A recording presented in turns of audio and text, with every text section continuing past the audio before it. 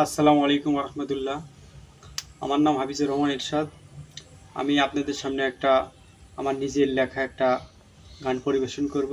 বাস্তবে কিছু চিত্র গানের মাধ্যমে ফুটে তুলব। টাকা আছে রে, খাওয়া নাই রে, এই তো জীবন ধারা। বড় কষ্টে আছি আমি ঢাকা শহর আইসা।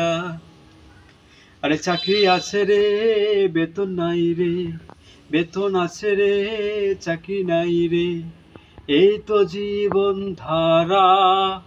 বড় কষ্টে আছি আমি ঢাকা শহর আইসা।